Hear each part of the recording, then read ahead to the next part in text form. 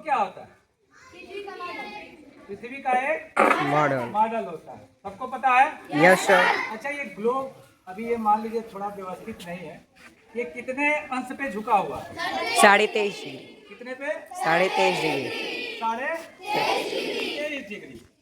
अच्छा, इस ग्लोब के इस भाग को क्या कहते हैं? ऊपर वाले भाग, ऊपर वाले भाग, नीचे वाले भाग को, ग्लोब के ऊपरी भाग को ये नहीं पूछ रहे हैं, उत्तरी ध्रुव, ठीक है, उत्तरी गोलार्ध या उत्तरी ध्रुव। और नीचे वाले भाग को बिल्कुल सही। अब हम पूछेंगे, इसमें काल्पनिक रेखाएं खींची गई, सबको पता है? यस। हम लोग के अध्ययन के लिए, हम लोग के सुविधा के लिए ग्लोब का निर्माण जो हुआ, इसमें काल्पनिक रेखाएं खींची गई हैं। तो जब भी हम कोई नक्शा देखते हैं तो उसका ऊपरी वाला दिशा जो है हमेशा क्या होता है? उत्तर दिशा होता है। क्या होता है? उत्तर। और नीचे वाला और दाया पूरब और बाया पश्चिम। तो ये हमारा उत्तरी, ये हो गया दक्षिण, ये हो गया पूर्वी और ये हो गया पश्चिम। अब ये आप बताएं, हमारी पृथ्वी जो है किस दिशा से किस दिशा की तरफ घूमती है? पश्चिम से पूरब, बिल्कुल सही। अब दूसरा प्रश्न यह है कि जो हमारे पूरब से पश्चिम की तरफ जो रेखाएं जो गोल गोल खींची गई हैं, उन रेखाओं को हम क्या कहते हैं?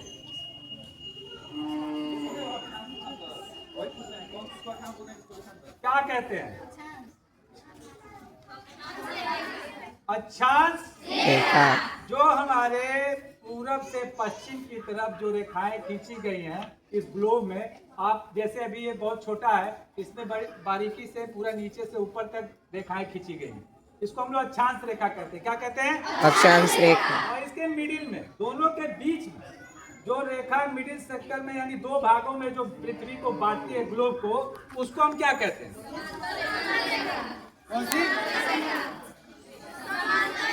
समांतर रेखा, भूमध्य रेखा। क्या कहते हैं? भूमध्य। और नाम बताइए, भूमध्य रेखा, विषुवत रेखा, जीरोडिग्री रेखा, ठीक है, तीनों उसी का है। और जब ये चीज बताइए, यहाँ से लेकर भूमध्य रेखा से उत्तर तक ये कितनी अक्षांश रेखाएं हैं? कितनी अक्षांश रेखाएं? भूमध्य रेखा से लेकर नॉर्थ पोल तक कितनी अक्षांश रेखाएं हैं? 3, 90। कितनी है? 90। और भूमध्य रेखा से नीचे दक्षिणी गोलार्ध तक, यानी दक्षिणी पोल तक कितनी रेखा है? 90। दोनों मिलाकर कितनी हो गई? 180। और प्रत्येक एक अंश पे एक रेखा है। कितने अंश पे है? एक। जो भूमध्य रेखा के ऊपर एक अंश जाएंगे तो एक रेखा, फिर ऊपर जाएंगे एक रेखा, इसी तरह यहाँ से यहाँ तक 90 और यहाँ से यहाँ तक 90। तो भूमध्य रेखा से 23 अंश, यानी 23 रेखाओं के 23 रेखा पे जब हम जाएंगे, 23 और 24 के बीच में, 23 और 24 के बीच में, यानी 23.5। 23 और 24 के बीच में जब जाएंगे तो क्या बनेगा? 23.5। तो 23.5 अंश पे कौन सी रेखा? ऊपर ऊपर ऊपर कौन सी रेखा है? कर्क रेखा। कौन सी रेखा है? कर्क रेखा। कितने पे?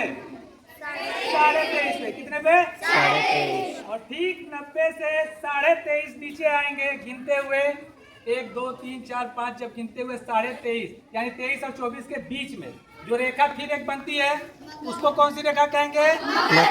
कौन सी कहेंगे? मकर रेखा। फिर 90 से यदि हम लोग 66 और 67 के बीच में, यानी 66.5 पे जाते हैं, 90 से गिनते हुए कितने पे जाते हैं?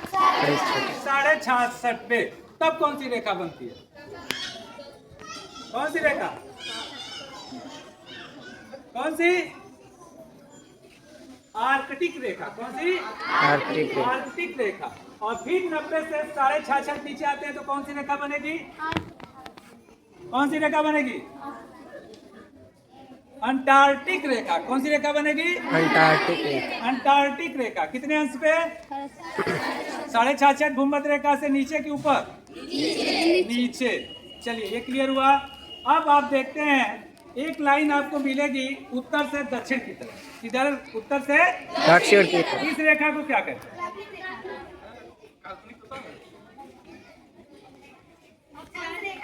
अक्षांश तो नहीं हुआ। उत्तर से दक्षिण देशांतर क्या है? उत्तर से दक्षिण कौन सी है? देशांतर। कितनी देशांतर रेखाएं हैं?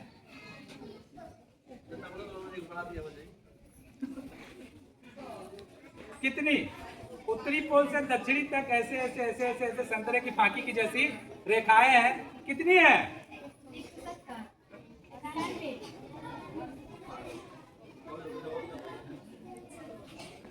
360। कितनी है? 360। कुल कितनी देशांतर रेखा है? 360। और ये इसमें भी ठीक मिडिल सेक्टर में एक रेखा बांटा गया है जिसको कई नामों से जानते हैं, जिसमें से एक नाम ग्रीनविच समय या अंतरराष्ट्रीय मानक समय भी उसको ले सकते हैं। इसको हम लोग क्या करते हैं, यहाँ से समय का मापन करते हैं। क्या करते हैं? समय का मापन करते हैं। क्लियर है?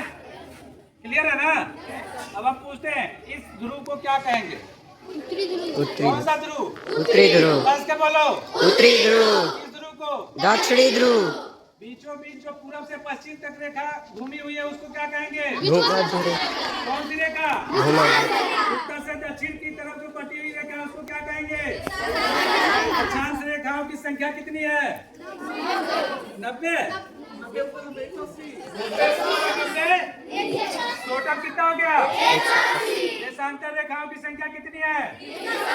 कितनी है? 360। ठीक है, बहुत बढ़िया। इससे संबंधित आपको फिर कभी प्रश्न पूछेंगे। अच्छा, ये पृथ्वी हमारी कितने अंश से झुकी हुई है? ठीक है, बहुत बढ़िया, ताली बजा लीजिए।